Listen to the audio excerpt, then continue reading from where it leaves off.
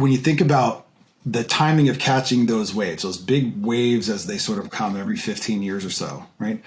Who makes most of the money for the first 5 to 10 years on those waves? It's the VCs and private equity, because they get to invest in the startups of all the names of the big companies we've talked about, where the public doesn't get the first bite for usually somewhere between 7 to 10 years. So 1,000x returns are already going to happen in many AI companies over the rest of this decade, and the public will not even have a chance to participate.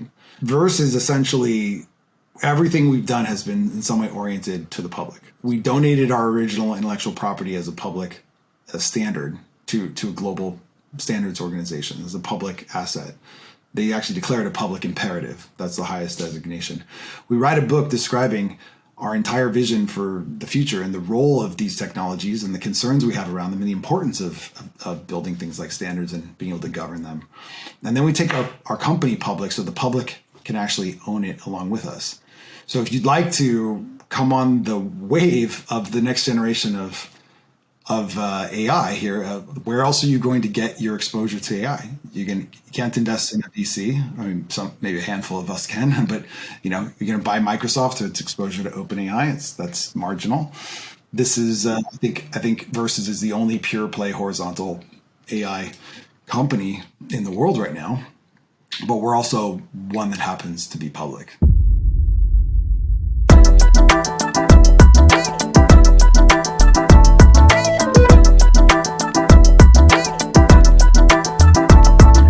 Guys, welcome back. So we're sitting here with Gabriel Rene, CEO of VERSES Technologies. Guys, if this is a story you haven't seen yet, make sure you watch our first video. Me and Gabe probably spent an hour together digging into everything VERSES and AI. This is kind of a follow-up to that. Gabe, thank you so much for taking some more time for us. It's great to be back, Kevin. Right on.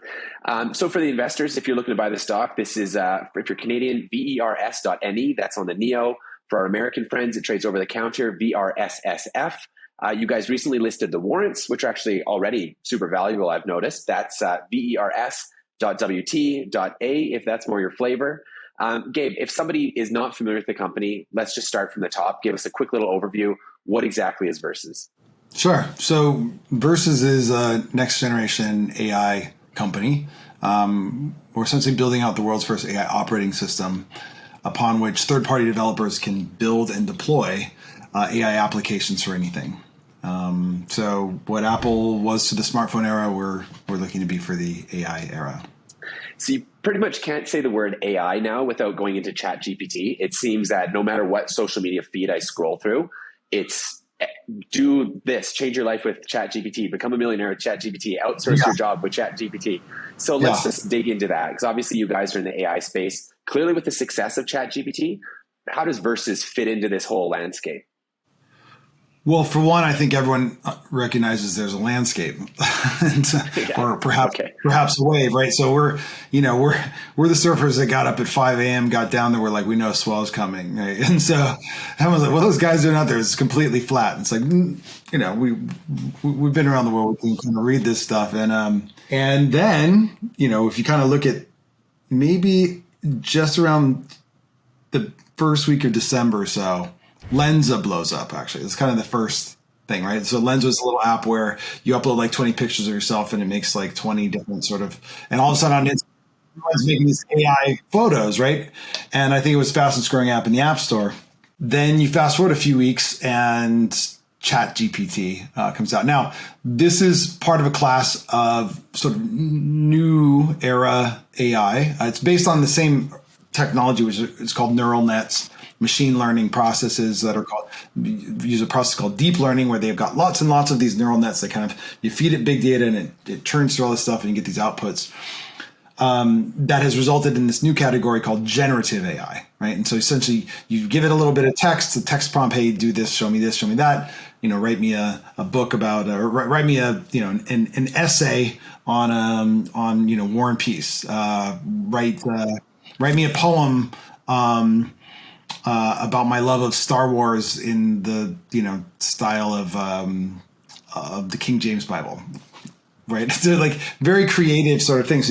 You can text, and then you get Mid-Journey and Stable Diffusion, ones that are doing text to imageries, paintings, and illustrations, and photography, and so obviously marketing, copy, and customer service, and everything is sort of now being threatened. There's reports, 90% of content on the web being created by AI by 2025. So the wave, we saw the wave coming, and then there must have been some sort of shelf there that the thing just kicked up, and suddenly New York Times, Wall Street Journal headline news, ChatGPT, this sort of chatbot that you can talk to for hours, ask for information, ask for explanations, ask for guidance, ask the sort of the best advisor that anyone could want at that scale, goes from 0 users effectively to 1 million in 5 days, which I think Facebook was several years, Instagram was a year, Netflix, all these the biggest, fastest ones have been somewhere between 6 months and 2 years,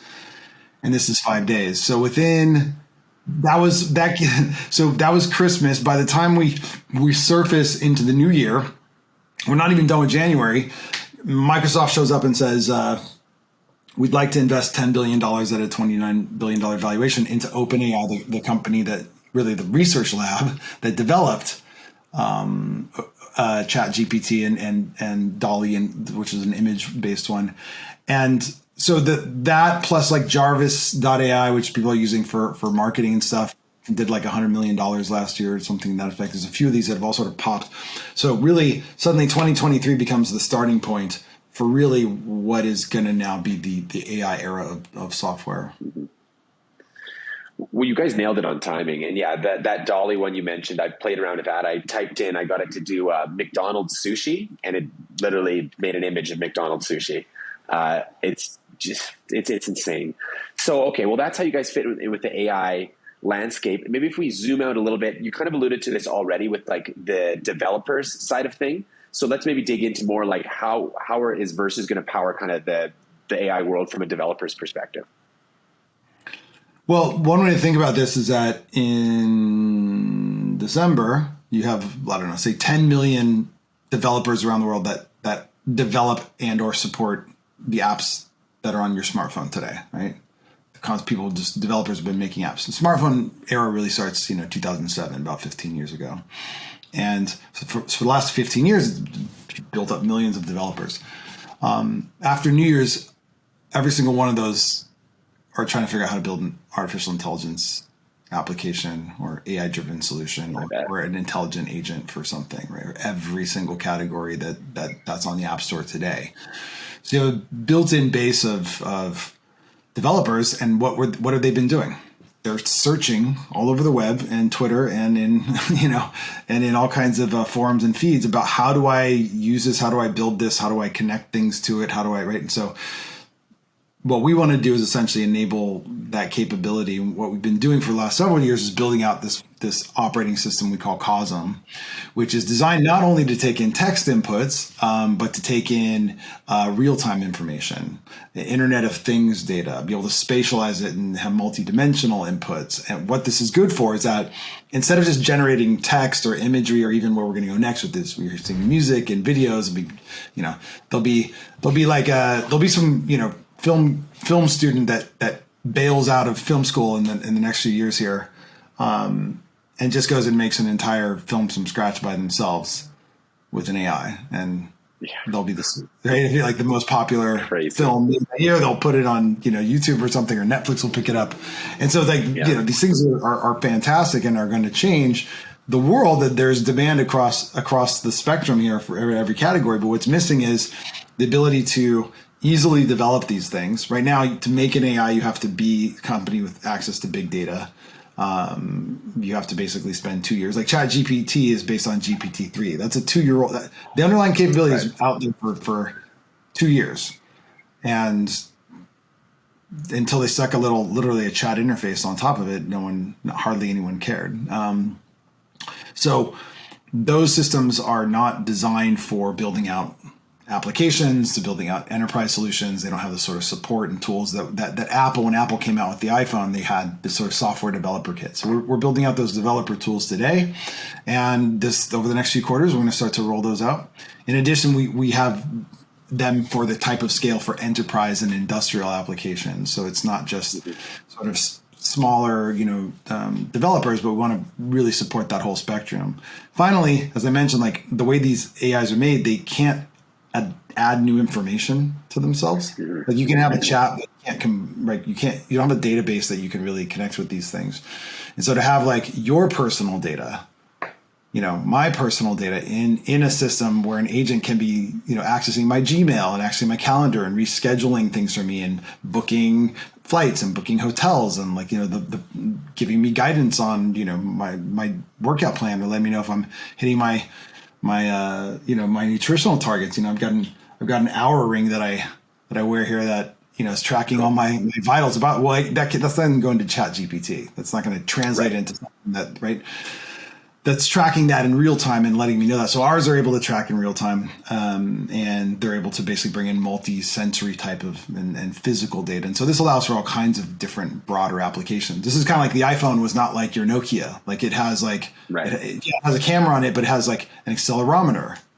It's got a gyroscope. It knows when you're running or when you're in a car. It knows, right? There's sensory data in here, the GPS and the rest that really the applications that were built on that access. So some use this capability for games. So you go to Strava and you're running and it's like, hey, you must be moving quickly, being able to tell whether you're driving and to turn off notifications or GPS for Uber and DoorDash and Postmates and everything else. So one other difference is because we can access the IoT, the Internet of Things and all the sensors and smart homes and environments like that, you can start to integrate that and create wildly interesting applications and workflows that will be managed by these artificial intelligence agents. So we're providing a whole nother set of levels of capabilities, and then a marketplace that these AI agents and applications can be put in, with one other sort of superpower for us, which is that unlike the apps on your smartphone today, all of our agents are able to work together. So they can actually collaborate. So yours and mine can like negotiate something and reschedule our next session here together if for some reason I'm delayed or can't make it, and it could just automatically do that without any human involvement. So you're really starting to shift from the information age to the intelligence age, and we want to be the platform to enable that. Yeah, so that's a good way to put it. So I guess the big leap forward from something like ChatGPT or any of these existing softwares is they basically have an encyclopedia of data, and you can query it really quickly and they can spit something out, but they can't connect with the rest of the world and pull in all this other data, like your live calendar, or maybe if you have an Uber coming or like a flight coming up. So that's kind of like the big leap. Okay. Yeah, that's one of the real keys, and they can't incorporate that data into their model. It's you have to go back and add new data into the model that OpenAI or Google or anyone else making 1,000 data scientists in 2 years to kind of train it. Like they literally have to sort of train it. Ours are based on neuroscience, and so the brain doesn't learn like that. Like I have a 2-year-old son. He learned what a cat is by learning different examples of cats, but not like here's a billion examples of cats, right? Yeah. He saw a cartoon cat and he saw a real cat, and then he saw a stuffed animal cat, and we said the word cat, and then he connected. Like it's about the connections between things that the brain has with synapses between neurons, not just layers and layers and layers of neurons doing computation. So our system actually creates this sort of synapses between these neurons and connects the dots. So if I'm a developer and I want to build an app, like how much technical skill do I need to have to be able to build something? Like, is this going to be some serious enterprise stuff, or how complex is it? So that's a very good question. I'm going to hedge my answer a little bit. I'm going to start by telling you what my goal is, which is that I would like 8-year-old kids to be able to build their own agents by the end of the decade on the platform. So that's the goal. No code, not even low code, no code. But to be honest, within the next 12 months, we actually expect that your main experience will be something closer to talking to an agent that helps you build an agent. Okay. And so, yes, there will be integrations and all kinds of stuff where if you don't know how to, integrate Microsoft Azure and all these other things, but, there's a lot of plug and play solutions now, and everyone's moving towards low code or no code. Think of things like Wix and Squarespace as sort of precursors to that, right? Like you used to take someone with a particular skill set to make a website, now if you want to make a highly detailed, very oriented, very specific website with a lot of changes on, and your content management system and all this stuff sort of hooked up in the background with high levels of security, you got to go pay somebody. But if you just want a website that looks pretty decent, these tools are fairly good. So the barrier to entry will be, our goal here will be not just to enable, enterprises and industrial and sort of the software developers of the day, but really anybody. And you should be able to just customize and personalize and spin up an agent by yourself within, and honestly, you can start within, like, say, 15 minutes, and you'd have something running. And then because our agents can learn new things, you can come back the next day and let me add some, like, I'm not comfortable yet giving it my Mint information to automate my finances or give me, tax advice. But someone then is going to build an application on our system that is going to do that. Like, it could be Fidelity builds out something, or some other accounting firm says, "Oh, cool, here's our agent for tax advice." And all of a sudden your agent can just talk to that agent. So you don't need to incorporate that knowledge on our network. You can do knowledge sharing, just like you and I are doing like humans, right? So that's what's, I think, first it's making an agent, right? That the barrier to entry to do that. But next it's about connecting them into this sort of, the social network of knowledge sharing. And that becomes wildly valuable. And then what these things can do is start to automate decision-making and automate activities, not just generate media as an output, which is still amazing. I think the AI app store you're building is probably one of the areas that excites me the most. Just looking at what that did for Apple, they take a cut of all of these apps. They don't build any of them themselves, and it's this massive. I don't even know if you have. Do you have the numbers of what they're bringing in just from the app store? I'm sure it's monstrous. Let's see. We'll test my back of the napkin math here. I think 70 billion, 80 billion. It's something that's okay. I was going to say 70, so that sounds. But I think on the hardware is maybe 130, 120, 140, but the margins. Yeah. And the growth arc. So I don't know when, but I think, again, back to the napkin math, somewhere within the next 3 to 5 years, both the largest sector, the most of the money that Apple makes will come literally from the fees they take off of the app stores, their services. If you look at the K1, or their investor reports, it's a services slice of the pie there. And so that you could argue, I think successfully, that's the most successful business model in history. It's like a franchise, but you don't even set up the stores. It's just amazing. It is. And so it's hard to compete with that approach as a better approach. I think that in our opinion, that is the marketplace, the ecosystem approach. There is a difference though, because Apple apps only work on Apple hardware. Right. It's a closed ecosystem, right? And that's always been part of their thing, part of their quality assurance, standards. But our approach allows us to be part of an open ecosystem. It's like my Apple apps don't, they'll connect to, but since they don't work together, I can't connect all my smart home things through my iPhone.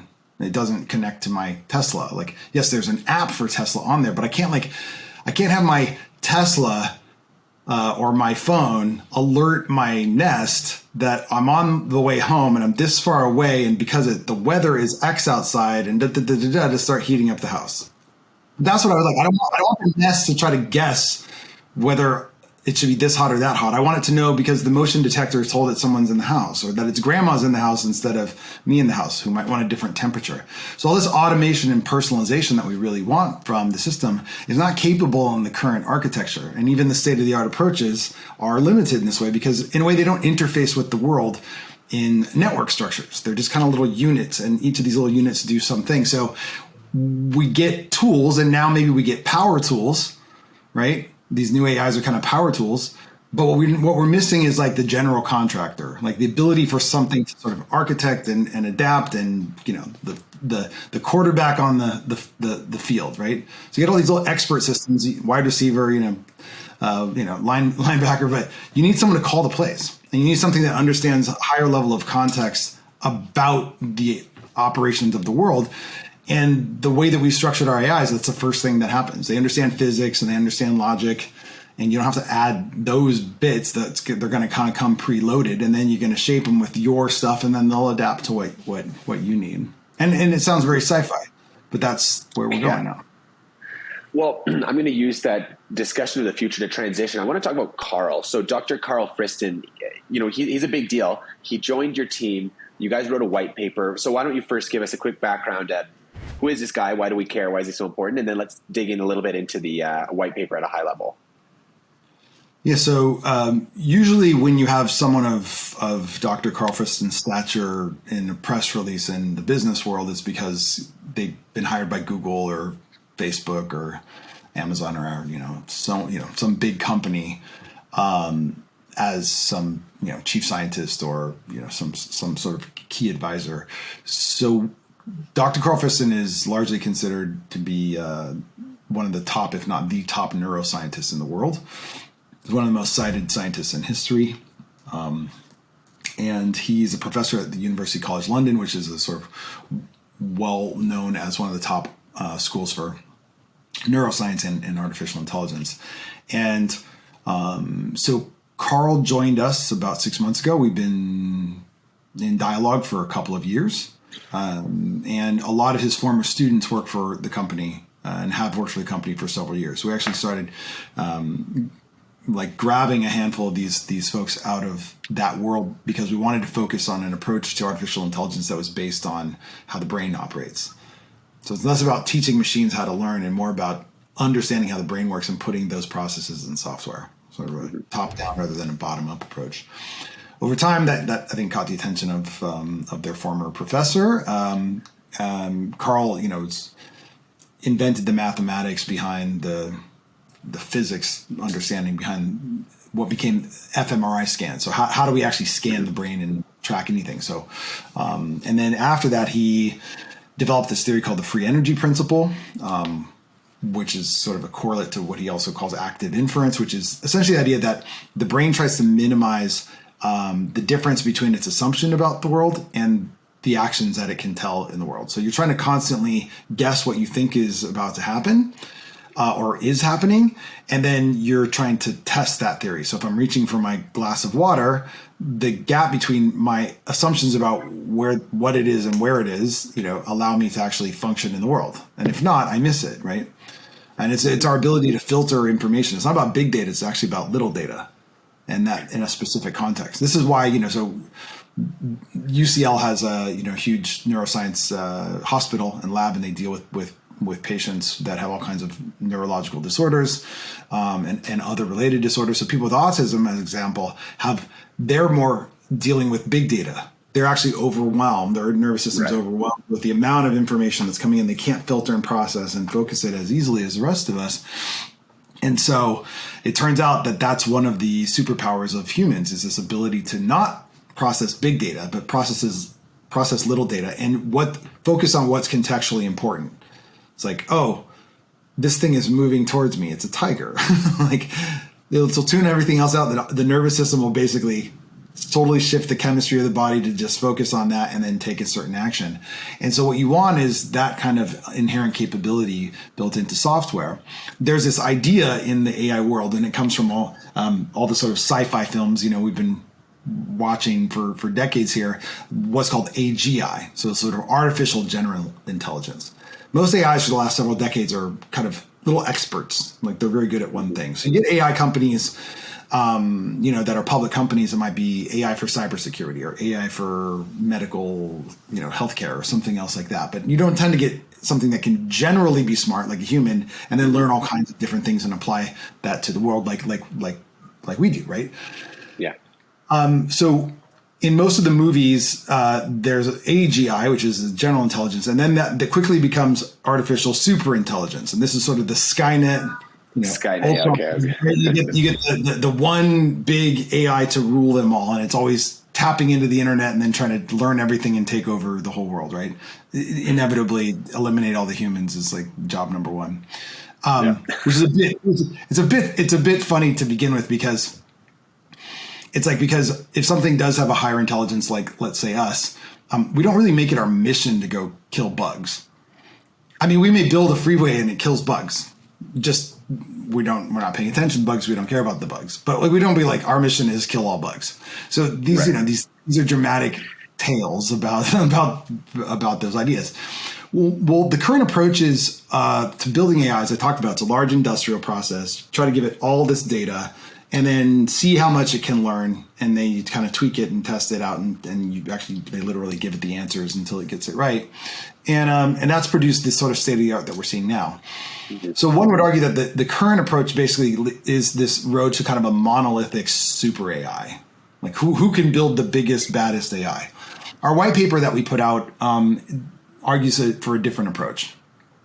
It basically says that it's called Ecosystems of Intelligence from First Principles. It says based on the underlying function of physics and the way that nature uses that to build ecosystems of intelligence today, which we would argue that the human body is an ecosystem of intelligence, that forests are ecosystems of intelligence, that that the relationship between things causes essentially communities of intelligence at different levels. Like your red blood cells can coordinate activities for you, and swarm on something in a way that doesn't require your brain to do anything, right?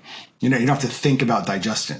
You don't have to think about pumping your heart. You don't have to think about breathing. So there is a fundamental intelligence like kind of at every scale.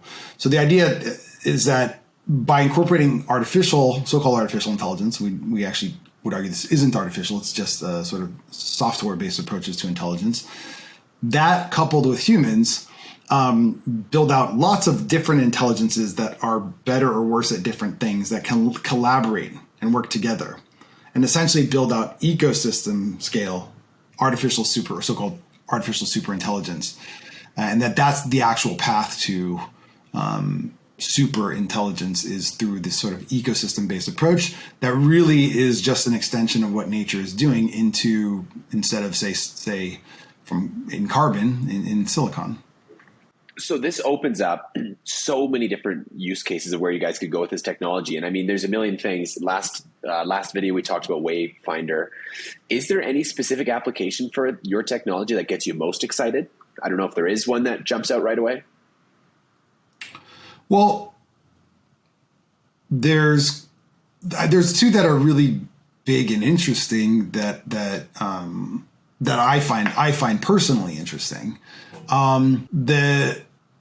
The first one is sort of last year's hype train. So this idea of an immersive version of the World Wide Web that you can go in and have some limitless immersive experiences, aka the metaverse, right?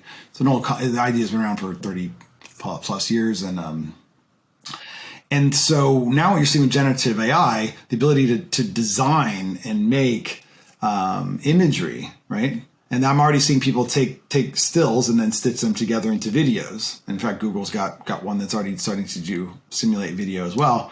And then I'm seeing people take those, figure out how to basically create the imagery in such a way that you could put it inside of a virtual reality in sort of the way that the Oculus glasses work is you have to shape the images a certain way.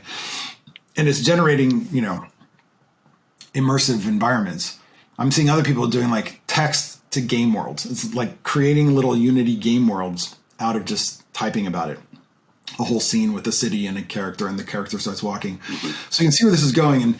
And I wrote a book in 2019 called The Spatial Web, How Humans, Machines, and AI Will Transform the World. And in it, I talk about this fact that the AIs are going to be able to generate real worlds, like a choose your own adventure experience for you at the drop of a hat. And then, without going into like the metaverse and being able to bounce between all these places, which I certainly think will come, but not on the timeline that I think people would hope for. And I don't think it's fundamentally based on blockchain. I think it's actually based on AI. However, you could see like you could have an immersive experience that would be generated for you in real time by your personal AI, right? And so that one's fantastic because you can think of all kinds of experiences that are personal to you, that might, calm you throughout the day or be entertaining or be exciting. And instead of sitting down and watching Netflix or Amazon, where someone else has created a sort of fixed narrative, this would be something that's completely personalized for you. So that's really exciting. I think that's incredible. Imagine you could participate and, do it together, have lots of people sort of co-creating that in real time, a bit like jazz, right? Right. Or like improvisational sort of comedy or plays or whatever. These are things that we can do. Rappers are able to sort of freestyle. This is freestyle AI, immersive experiences. I think that one's going to be fantastic. The second one is what I think the real possibility here. So instead of something that sounds like a bit more frivolous like that, is the opposite. We've got planet scale problems. And we can't coordinate or collaborate at planetary scale as humans. We're not very good at it. And certainly not in real time. We need to sit down and make councils and debate and discuss things for a few decades and pass rules and laws. And we don't even really have like good information. And we find out we don't have good information. And so we've got different interests. It's a challenge. But there are existential issues that we have here that, should not just be about escaping to the metaverse. And climate change, social equity issues, pollution, ecological challenges at one level, economic and societal challenges on other levels. And we need something that allows us to share knowledge and information at that kind of scale, do simulations of potential outcomes at scale that are planetary scale, not like, let me just simulate, the best output I can get from my manufacturing plant or my warehouse, but like the entire supply chain, right? What is its impact? How could we optimize that to be more in alignment with the type of regeneration goals that we should have, at planet scale? So I think that personally, the sort of meta application, if you will, is the combination of parties building all types of solutions and applications that start to create, like we talked about, the sort of autonomic nervous system that beats your heart and digests your food and breathes, 90% of what your body's doing right now, you're not doing. Right. Right. So if you think about the supply chains and what robotics and real-time sensing and AI could do in collaboration, the sort of ecosystems of intelligence, if you will, you get to the place where you get to this idea of what we call a smart world, not just a smart city, but the whole world becomes kind of smart. And so if you can do that in a way that allows you to have that large-scale interoperability that our approach to AI provides, and the ability to govern and control these things and sort of the limits of what they're able to do, which is also part of what our system is designed to do. And the spatial web standards, which I think we might talk about in a bit, create that sort of put the bridle on the horse thing, which gives you, control gives you the ability to direct. And that would then, give us a sort of steering wheel for the planet. And you mentioned supply chains and the smarter world. So perfect segue to get into Wayfinder. We talked about a lot more about it in the previous video. So again, those of you watching, if you're not familiar with Wayfinder, go check out the previous video to get a deep dive. But this is one of those applications that is very easy for anyone to understand. You're just like increasing efficiency and somebody going through a warehouse and picking and packing and sending out packages. And you save the companies a ton of money. You keep a bit of it for yourself. Everybody's happy, and they, ask for a 10-year contract. Clearly, you've proven the success for Wayfinder. So why don't we talk a little bit more about how you're going to scale it? Are you looking at markets, outside of retail and warehousing, for example? Like, let's just dig into a little bit of that. Yeah. So I think maybe to connect the dots, if you will, like when Apple first came out with the iPhone 2007, Steve Jobs walks out on stage, here's the iPhone. There's like 10 or 12 apps on it, right? All the apps on there are made by Apple because they're the only ones who knew how to work and develop on iOS, right? Mm-hmm. The next year they come out and they go, introducing the App Store, Angry Birds and Chase Bank app and right, whatever. So the diversity of apps and who made those apps suddenly became third parties. But if they'd shipped the phone without any apps on it, you wouldn't Well, Bob, no one wouldn't use it. It's like, well, it has email, Right. it's got maps, it's got calculator, it only had like It's a BlackBerry. yeah, I mean, basically like a better BlackBerry, right? But then it became something much more. So Wayfinder was the first agent that we spun up on our own platform to try to test out this theory. So it was a proof of concept that turned into a $33 million contract because it worked. So we went and tested it. So this essentially it's like a navigation agent that each worker gets that has their own agent that spins up and then routes them through the workflow that they need to do in the facility, speaks to them in their own language, and then kind of exports all this to a digital twin of the facility so that the floor managers can see what's happening and even see the efficiencies and time that everyone did. So that was the first test. We did that. That rolled out in 21, and then in 22, people expected us. Well, go get 10 more of those. I mean, you're making a couple $1 million a year off this. You've got 35 to 50% productivity gains. Those guys signed a 10-year contract because they'd never seen anything, operate that well in the industry. And we said, well, we don't want to build a sales organization. We're not even trying to build apps. We're building apps to demonstrate the capability of this. But since this app is being so effective, let's not go door to door and get 10 more and get $20 million. Let's go to the number one warehouse management system provider in the world, which is called Blue Yonder, and see if they would like to pick it up and become the reseller. So instead of 10 more, you got 3,500 more. And those 3,500 might be 10 to 100 times larger than our first customer. And so Blue Yonder picked this up. We announced that reseller agreement, I think in October, November. And so now as we roll into Q2, Q3, they're going to start spinning up those customers. The advantage there is that you got hyper credibility, state of the art, technology with the largest global provider. They sell in 80 countries. Most of if you go to their website, you're going to see logos that you're familiar with. Many of the stores at your local mall probably run their distribution center off of the Blue Yonder platform, right? So have them go essentially resell that for us, and we think that that's probably in the ballpark of $1 to $2 million per customer net for us. And so with a soft target of somewhere between 10 and 30% of those converted within 3 years. So you can see like just off one app, one agent in one industry with one reseller, one. You can see a path to hundreds of millions of dollars in revenue here, and that's just the calculator app or the Maps app on the Apple phone. Like ultimately, that's not what we're in. That's not the business. But because it has GPS, it had accelerometer, it had this ability to track you. Well, now you had a device that could enable ultimately that same capability. Think about it that Apple had. Enabled Uber, enabled DoorDash, enabled Postmates, enabled Airbnb, right? Because the underlying capabilities that were necessary for them to build maps. But in the end, most people don't use Apple Maps, they use Google Maps. Right. And Apple makes money off of everybody else that, built multi-billion-dollar business, unicorns. Like many users, 1,000 unicorns or whatever, perhaps have been built on top of that platform.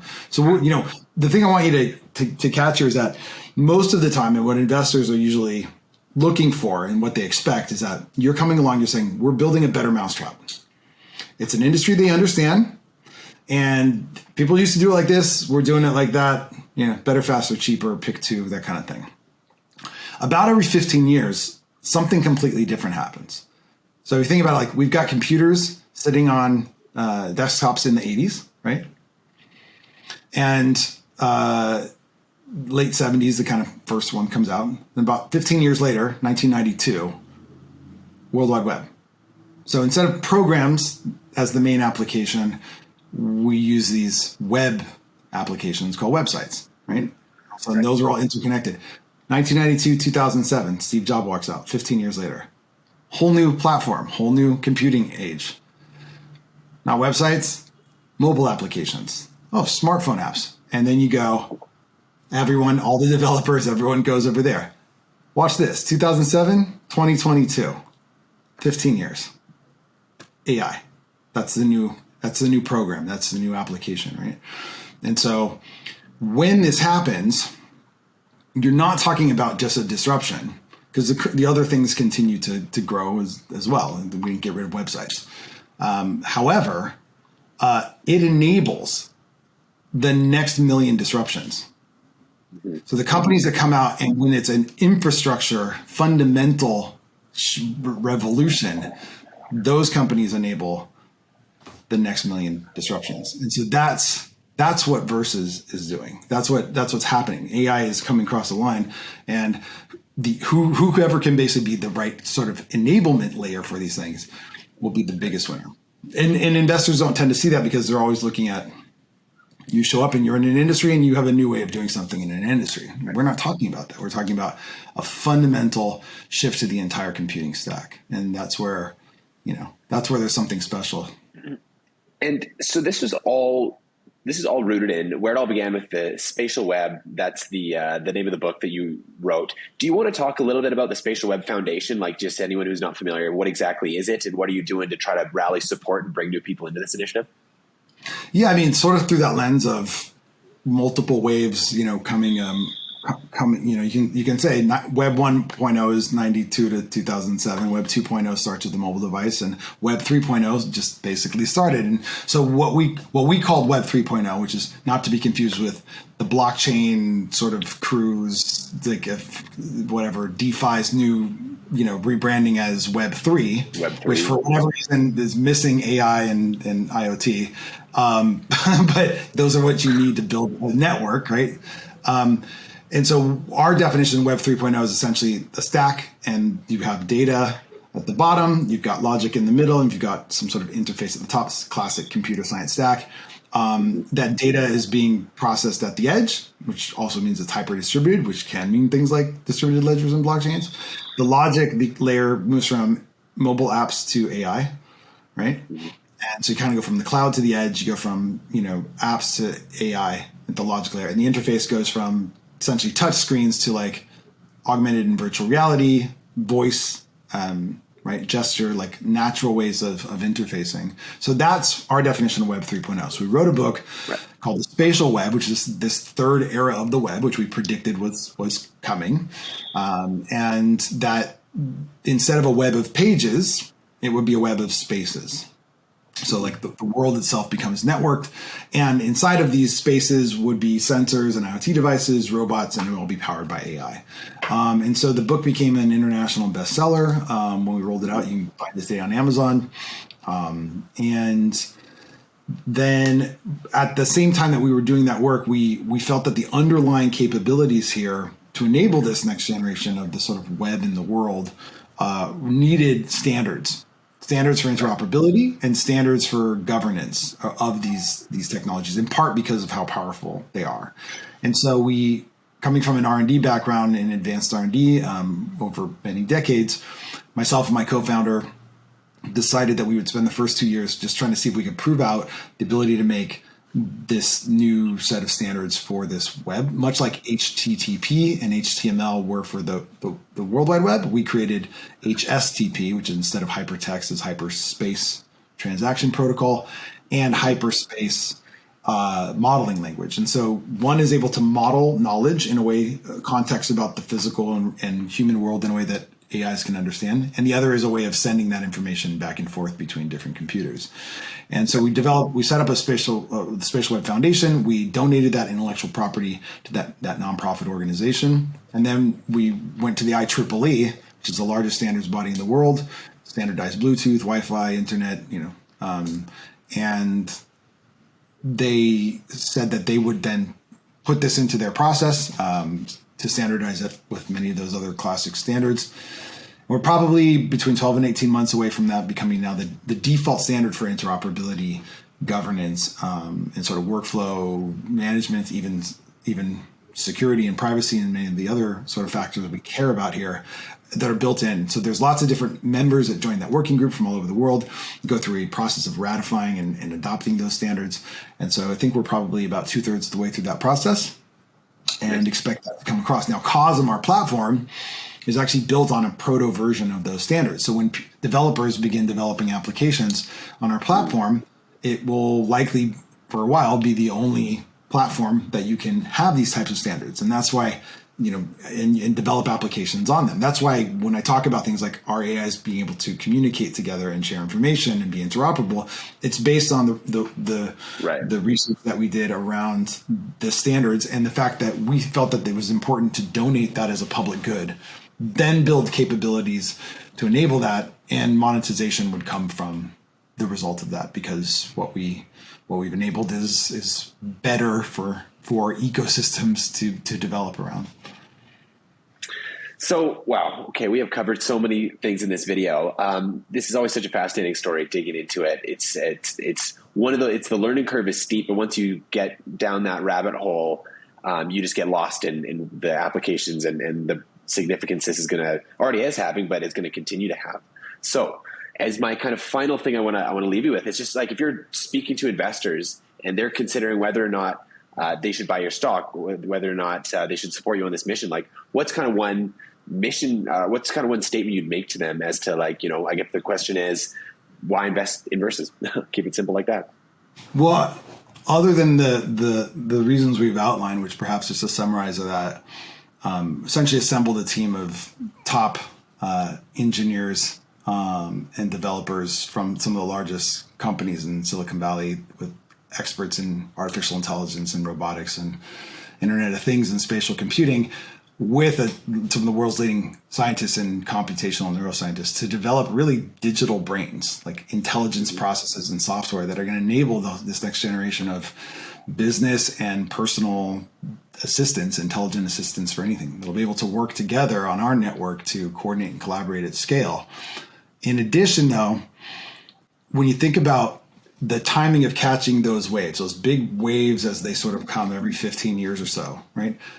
Who makes most of the money for the first 5 to 10 years on those waves? It's the VCs and private equity, because they get to invest in the startups of all the names of the big companies we've talked about, where the public doesn't get the first bite for usually somewhere between 7 to 10 years. So 1,000x returns are already going to happen in many AI companies over the rest of this decade, and the public will not even have a chance to participate. VERSES, essentially, everything we've done has been in some way oriented to the public. So we donated our original intellectual property as a public standard to a global standards organization, as a public asset. They actually declared a public imperative. That's the highest designation. We write a book describing our entire vision for the future and the role of these technologies and the concerns we have around them and the importance of building things like standards and being able to govern them. And then we take our company public, so the public can actually own it along with us. So if you'd like to come on the wave of the next generation of AI here, of advanced technology, where else are you going to get your exposure to AI? You can't invest in a VC. I mean, maybe a handful of us can, but you're going to buy Microsoft to its exposure to OpenAI. That's marginal. This is, I think VERSES is the only pure play horizontal AI company in the world right now, but we're also one that happens to be public. So that would be my pitch to you. Come aboard. That's a good answer. Good answer. Yeah. Where are you getting your AI exposure? I like that. Gabe, you continue to blow my mind. Thank you so much. And as a proud shareholder, always love hearing these updates. And if you're not a shareholder yet, just a reminder, VRS.NE, that's on the NEO in Canada, over the counter in the US, VRSSF. If you're into warrants, that's your flavor, VRS.WT.A. Gabe, thank you so much for taking the time. I honestly can't wait to do this again. For those of you guys watching, if you haven't seen the original video, make sure you watch that. Any questions or comments, put them below. We'll get back to you. Gabe, thank you so much. Thank you, Kevin. It's such a pleasure to be here. Looking forward to the next time.